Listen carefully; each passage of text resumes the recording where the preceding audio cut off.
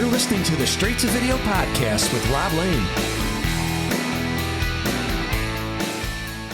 What's going on? Here we are with another episode of the Straight to Video podcast.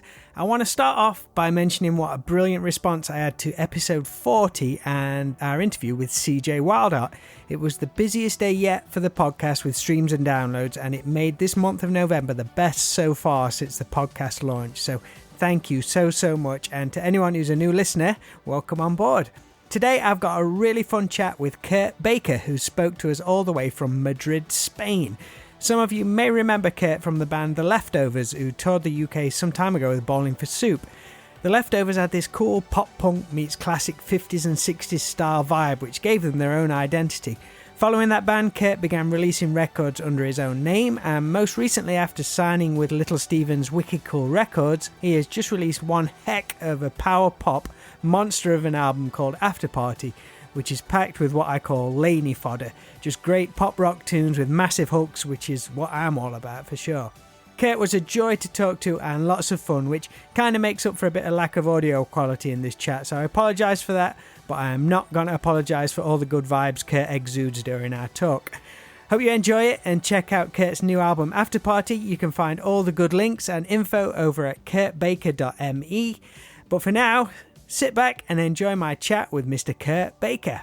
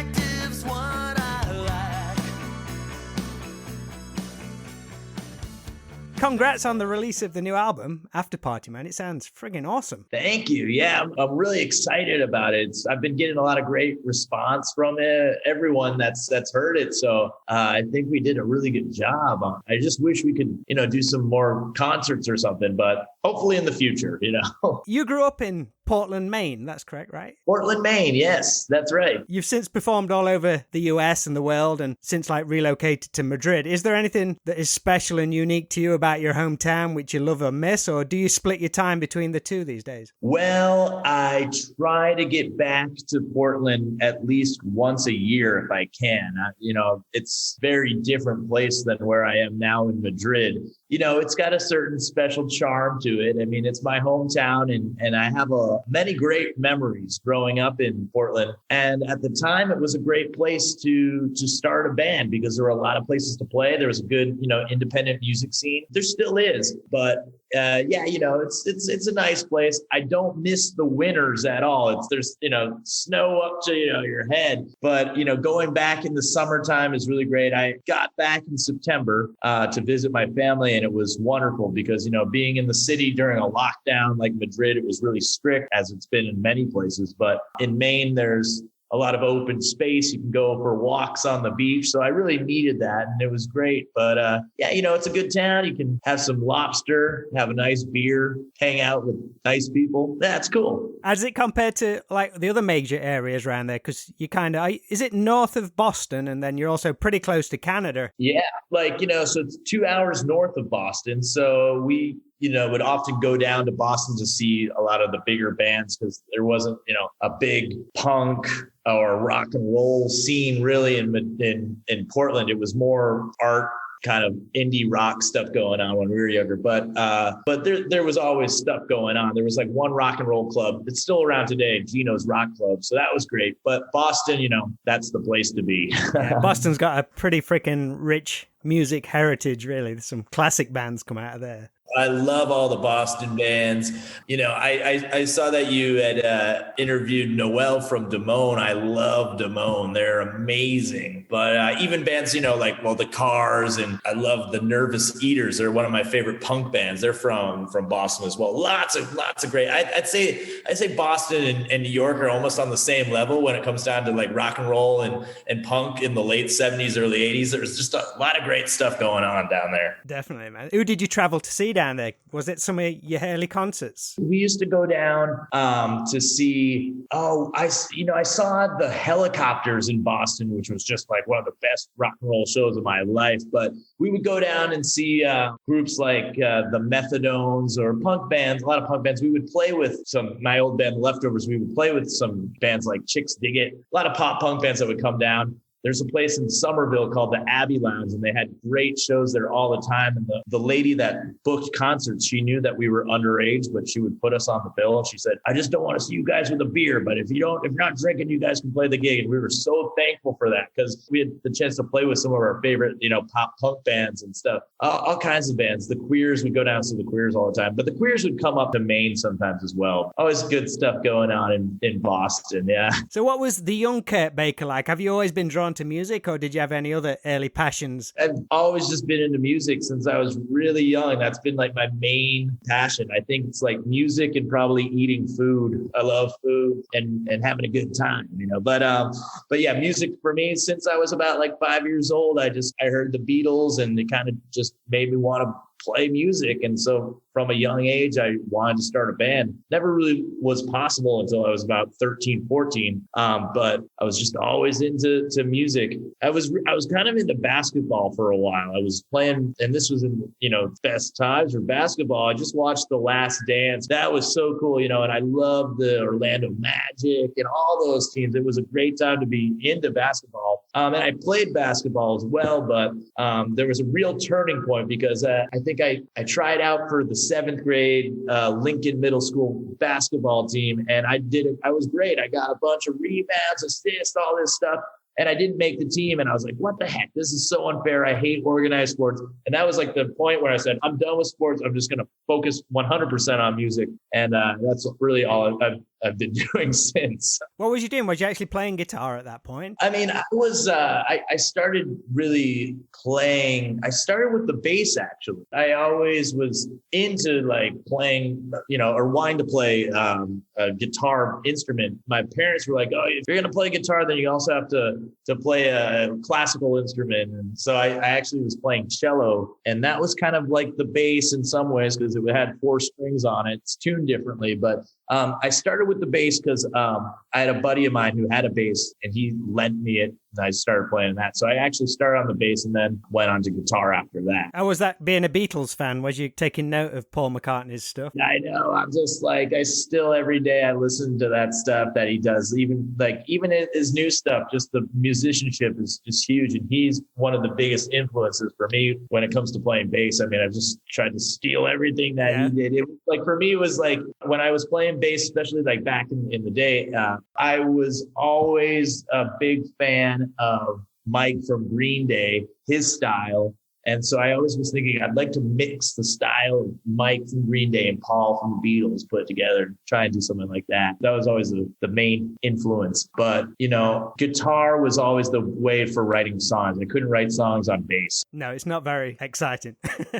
I had to try and figure out how to play. So I kind of self-taught myself how to play guitar. That was kind of the way to start composing. So yeah. How was it recording with Linus some years ago? Because he's a killer bass player, man. No, he's so talented, so talented. I was thinking just the other day, I'd love to reconnect and work with him again because it has been so long. But I did my very first kind of solo album with him, and we were doing power pop cover songs. He probably enjoyed that as much as you did.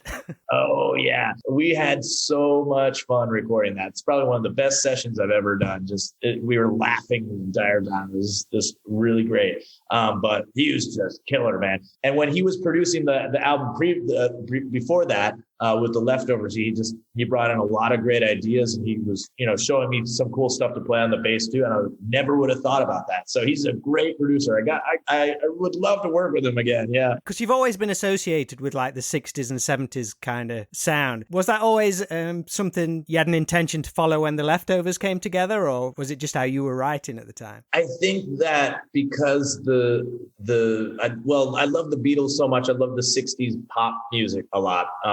But I also love the pop punk and the punk rock. So I think it was just like that. That was the idea originally, was to try and make a sound that was a mix of both those, I think we eventually came to that. Found a nice middle ground. Yeah. And then, the last record was definitely more pop than the previous ones. It took a long time to find our sound. Eventually, it kind of tore the band up a little bit, but I continued on with this kind of more pop 60s, 70s influence and sound, because that was the stuff that I was listening to. And I've often gone back and forth between like which decade of music I like the best. It's almost impossible to say, but I think the 70s just had it all. So, they had in the early 70s, you had some great power pop stuff too, like Badfinger, Raspberries, and then the punk stuff that came later. You have it all there. But a lot of that stuff that I love in the 70s is so firmly rooted in a lot of 60s music too. So, it's just, that's the blueprint for me when it's for me making music, writing music. It's all based in that, Whose record collection was you diving into for inspiration? Did your family introduce you into any particular bands, or did they have all the Beatles and all that kind of thing? Really? So my parents, they've always been very supportive of me and pursuing music, but they weren't really into, rock and roll. My dad had a lot of, music soundtracks for old films and things like that, which is interesting. And my mom really loves classical music, and I like classical music as well. But they weren't really into rock and roll stuff. I had actually gotten into more rock stuff because of my uncles. So they were the ones that kind of passed me down some more stuff. And then a lot of it was just me kind of just being so interested in music and listening and loving to listen to the radio, which really kind of expanded my horizons about that. And there was a great record shop that was right around the corner from my house when I was growing up. And so you go in there, and it was LP. So it was like in the 90s, it wasn't that big of a deal to like go and have, big record collection. And so a lot of records were cheap. So I remember my dad, like he would always buy me a lot of like Beach Boys records, Beatles records, and like the original pressings, obviously. I remember seeing, it was like getting them for $5. Now, original stuff would go much more. So it's just really easy to kind of get into it. And there's great oldies radio in Portland and things like that. So I've always been really interested in discovering music, finding out the influences of the bands that I like. It's an adventure. So was that pretty tough back then though? Because I guess that was, when are we talking? We're talking kind of like early 90s. Yeah. So like 92, 93 was when I was like really like getting introduced to music in general. I was really young, but yeah. So like early mid 90s. I mean, yeah, the internet didn't exist, but I heard everything on the radio. I remember too, like there was this oldies station that had it was a Sunday night call and request line. So it's like you'd hear a good song and you'd wait for the DJ to try and just tell you who that was. Or if you didn't hear it, you had to wait more. I mean, that's how it was, right? Yeah. It was so cool because I'd call up and I'd probably be the only person like, not him again. Yeah. Yeah. But they would always play like, I'd want to hear like Lou Christie or Leslie Gore or something like that. The DJ always played it for me. It was awesome. So I was like, this is great. Did you ever, as like a performer or a singer-songwriter, did you ever, let's say, model yourself on anyone in particular? Because you've never shied away from your love of Elvis Costello, and you've previously covered Rick Springfield on your EP. Both two legendary performers. I don't know.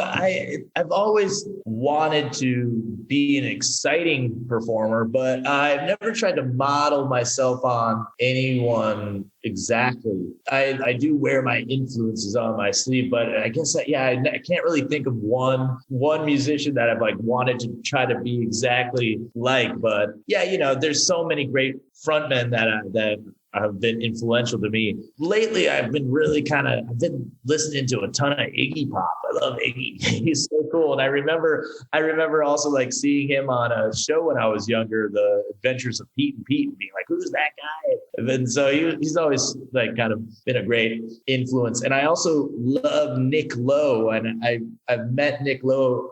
I met him here in Madrid, and it was great just to talk to him for like 5 minutes, because to me, he's like an idol for me. I just think he's the coolest dude. I hope I can, still be rocking and being so cool and stylish as he is when I'm his age. So let's see. Did you find yourself kind of on the outside with your friends when you was listening to this old stuff, or was there kind of a middle ground with you listening to punk stuff as well? Well, I didn't really, when I was a kid, like I was really the only one that was listening to the Beatles and stuff. And at my school, people thought I was weird. I mean, people still think I'm weird. Like it wasn't really until going to punk shows and we had a lot of great, DIY concerts and basements and Grange halls and things like that. And that's when I really kind of just connected more with my friends about music.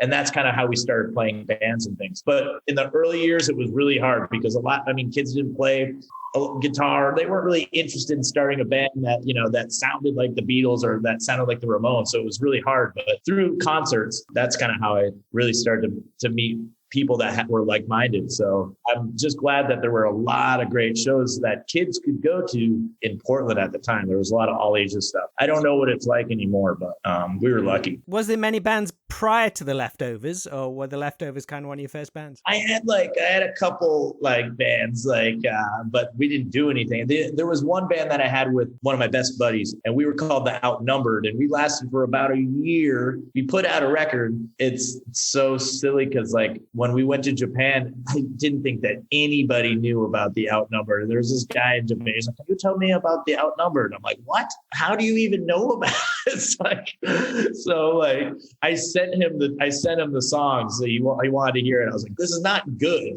Like you're not gonna like it, but you're a really nice guy, so I want to send you the songs." So, but it was just this band that kind of eventually it stopped. We were just a bunch of kids. We had no idea what we were doing. But immediately after The Outnumbered broke up, I started the Leftovers with the guitarist Andrew, and from there we just kind of took off. And to think that we started the band when we were 14 and we did as much as we did is really pretty awesome. I feel very thankful for that. Did you get to play any of those all ages punk rock shows which you were seeing as a fan? That must have been kind of cool to you. Yeah. We always, honestly, like most of the shows that the Leftovers played, when we broke up, we were like 22. So like most of the shows that we played were always all ages shows. That's why we loved going to Europe, because we were like, we can party now. Yeah. It's kind of more like now if I have the ability to do an all ages show or something like that. Yeah. I always try to do that. And before all the COVID and all that stuff, I would play acoustic shows for like kids. And I always thought that was really fun because that's like, I never got to go see like a rock and roll musician when I was like that young play. So here in Spain, they often, do that, or they did. So I always enjoyed playing shows for the whole family. How old was you then when you came to the UK? Was you like 20, 21 or something? Well, so the first time that I came to the UK was in 2006, and that was with the Leftovers. And we had met this guy on MySpace. He wrote us and he said, "Hey, I book tours and I want to set a tour up for you guys." We're like, "Oh, sounds great. Cool." Well, it was really crazy because it wasn't really set up well. The guy had hired a van and a driver who came all the way from Germany, and we went and played the first show in London. Next morning we wake up and the guy's like, "Sorry guys, but we don't have a van anymore." And we're like, "What?" It was crazy. So the first week of the tour, we were traveling around England without a van. So we got to know, the public transportation system pretty well. We were like walking around London with all our equipment. Was you just like borrowing backline at shows then and stuff? Yeah, more or less. We had a bunch of stuff with us. It was just it was insane. We went all the way up to like Sheffield, and we were in the Midlands and Birmingham. We went all over the place. We were there for like 2-3 weeks. And like the first week and a half, we didn't have a band. Luckily, we got another guy came and ended up being much better, but it was real haphazard. It was quite an experience. We had a lot of fun though, but it was just, small gigs playing in like pubs and stuff like that. And then the next time that we came with Bowling for Super was like, whoa, this is like has nothing. Quite a contrast. I like this. Yeah. So that was like the two real like tours that I did in the UK and England were with the Leftovers, but my band here. So we've gotten over a couple times, but we haven't been able to do extensive touring. Just play, London, Brighton. Love to get back when it's possible because it's always been so much fun. And I want to have some special brew, man. I want some fish and chips. I love that stuff. When did it become a consideration to you for relocating to Spain? Was that scary, and did you do it alone? I did it alone, yeah, and I didn't speak any Spanish at all. I was like, hola, adios. But I just was like, I needed to change the scenery. I had been playing the Leftovers broke up in 2010. And then so from 2010 to about 2013, I was really trying to get things going with the solo band or the Kurt Baker band. But it was really difficult because like it kind of started, like I just kind of went right into it. I never really thought about forming a new band. I just was like, I got to get out. I got to play shows. But I had a bunch of great musicians and friends around me that were into playing and into recording. The only issue was that a lot of them lived in different places too. So like every time that the band had a gig, it depended on the availability of the other people. So it was like really hard to get a constant thing going unless we were going on tour. Since the Leftovers days, like every time I went to Spain, I was like, this is awesome. Great shows, great fans, just a great vibe. And it just seemed like kind of like a rock and roll paradise. But, I needed to get out of Portland because it was just really difficult. The gigs weren't paying well.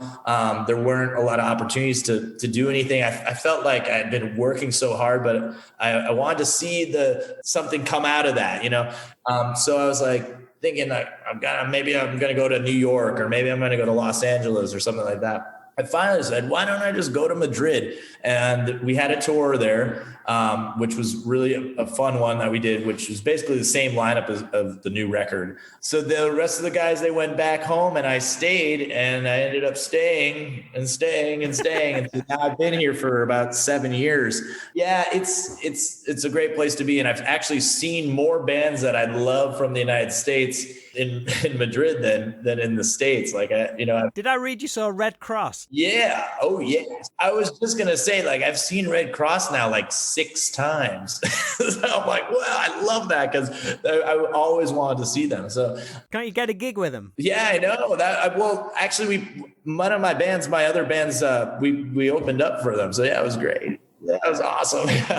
I always think it's cool seeing some of your favorite bands in a different country. If I'm ever on vacation in the States, I always try and see what concerts are coming through. It's always a slightly different vibe to what you're used to. It's awesome. Yeah, I know. Yeah, just to see how people react. And a lot of times too, it's like sometimes for us, for example, it was like, we would play to like 20 people in Portland or Boston and come to Madrid and thered be 500. So we're like, this is cool. But yeah, it wasn't a scary move because I just wanted to try something new. It was exciting. It was fun. So I never really kind of had any weird feelings about it. It just seemed natural move, not even the language thing scared me. You pick it up pretty fast. I mean, it's all about, the immersion. That's what they say. I'm still not like a fluent Spanish speaker, but I understand it. And you really if you want to learn a language, you got to spend time on it. It's work. And I am a little lazy. So, but it's amazing because like, if you got to eat, you figure out how to say it in the language of the country that you're in, and just being around it and hearing it, and it does wonders. Cause I mean, if you're just learning it at school or something, you're just, you're not going to practice it outside, it's the day-to-day things that really improve your language skills. Yeah. Being there kind of cracks the whip on you, I suppose. And Yeah, totally. Yeah, because you got to be able to understand stuff. Like I just moved to a new flat, but the place that I was living, the landlord was just like your typical horrible person. And I'm so lucky that I kind of understood the stuff that he was saying, because I was like, man, you are a crook, and I'm not dumb. I can understand you, dude. I know you think I'm just like some geary guy, from the States, but yeah, not so fast. I think I read you describe Madrid as giving you the same kind of feel as New York City in the late 70s because of its energy and vibe. Did that kind of take you by surprise when you first visited on tour? Like, holy shit, I was not expecting this. Oh, totally. I mean, I had no idea what to expect about Madrid. I mean, it was just like, when you think about Spain, if you'd never been there before, you're like, okay, Spain, like Barcelona, I don't know. We would always think of Europe as, different places. Spain was just not on our radar. When we got the first time we were in Madrid, I was just like, what is this place? And the concert was just wild. We stayed up until 6 o'clock in the morning, and then we're like, okay, this is like really cool, And for example, there was a bar called Nueva Visions that's like this like Ramones fan club, and like this is like insane. There's a neighborhood called Malasaña, which is just known for being very like alternative rock and roll, and it's amazing here. So it really was a surprise. But we came back every year, so we were always on tour in Spain. So eventually, when I moved here, I had a lot of friends. I had a great network of people. So that also made it a lot easier. Yeah. How does it compare to, like, say, Barcelona? Well, I mean, it's definitely different cities. I mean, Barcelona there's a lot of arts and culture in Barcelona. There's a lot of bands. There's a lot of great bands in Barcelona. It's just got a different vibe about it. It's like Barcelona's a beautiful city, but for me, I've always found that Madrid seems to be more of the hub of what's going on with music and with rock and roll. I like that it's centrally located, especially if you're touring around a lot or just traveling around. Being in Madrid is great. The only thing about Madrid that Barcelona has is the beach, So, but I mean, they're both two big cities. It's just Barcelona's a little more bohemian, a little more, kind of like this. And Madrid's very modern, big city kind of thing. So, I'd say maybe like Madrid is like New York City, and then Barcelona's like San Francisco or something. Have you been able to do any good record shopping in Madrid? Find any rare stuff you perhaps couldn't find in the US? I mean, there's a lot of great record shops in Madrid, and I actually just did an in-store acoustic thing. It wasn't in store, actually. It was right outside. I saw a video clip of that. That looked awesome. It was fun. And so that's a place called S3 Discos, which is just a really great record shop, one of my favorites. But there's a ton of record shops. I was just walking around my new neighborhood, and I was surprised. It's like I saw 2 record shops that I didn't even know about. And there's like some places that, are just more for jazz or rock or electronics. So you have your specialty shops, and then you have your just, your used shops. The used shops are a little expensive, but you can find some good stuff. So I love to go shopping for records. Still do. I've got way too many. When I did the move to my new place, I was like, I cannot believe that I've got this many. It's like the worst part of moving is when you've got that shit gets heavy as well if you're into vinyl. Oh my God. Yeah, it really is. Yeah. So are there any people you'd like to write and record with? I hear elements of Butch Walker in some of your songs. Yeah, he's awesome. I have thought about, someday trying to collaborate with new people. I'd almost like to try and collaborate with some people that are not like very pop rock oriented. I don't know who, but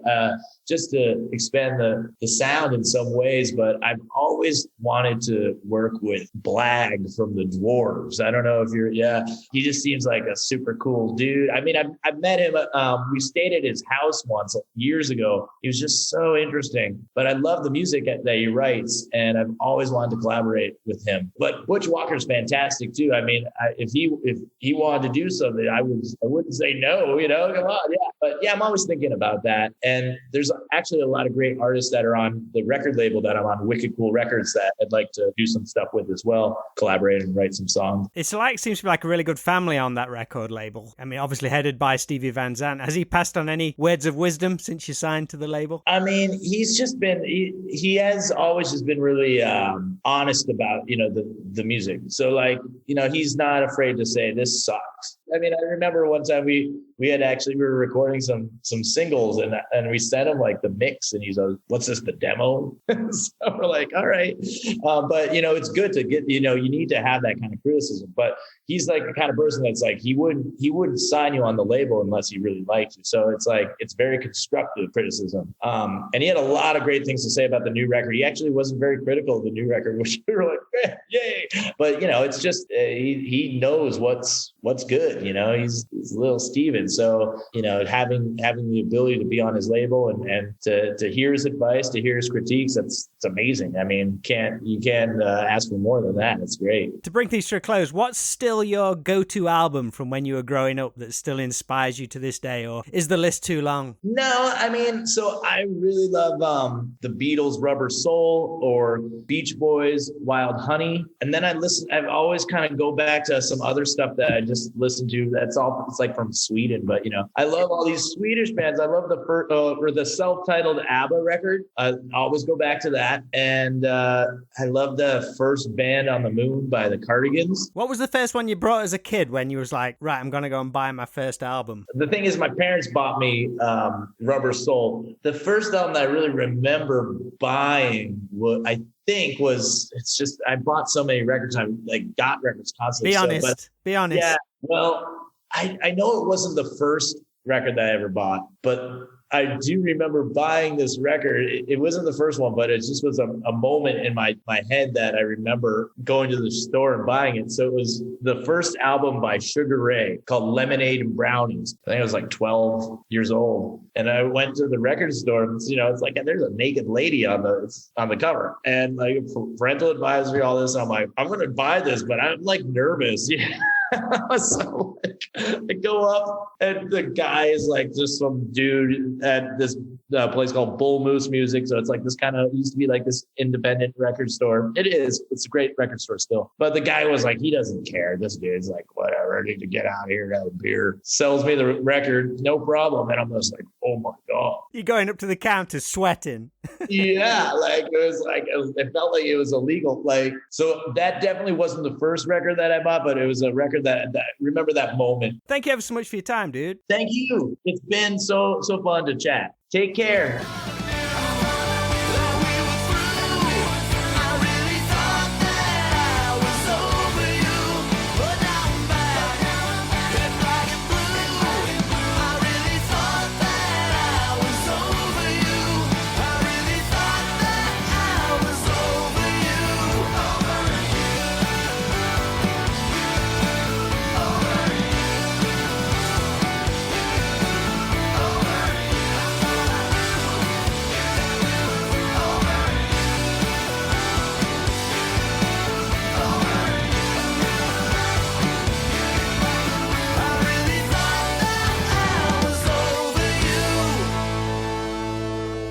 So great to have Kurt here on the Straight to Video podcast. I want to thank him for being a lot of fun to talk to. It's always great to speak to someone who obviously loves what they do and just exudes fun. Be sure to head on over to kurtbaker.me to pick up his new album, and if you can, please share this episode with any other power pop music lovers out there. I'm going to continue dropping these chats and continue to grow the Straight to Video podcast with all your great help. So thanks so much for the support you keep showing. Your comments really do make my day. And until next time, please look after yourselves and speak real soon.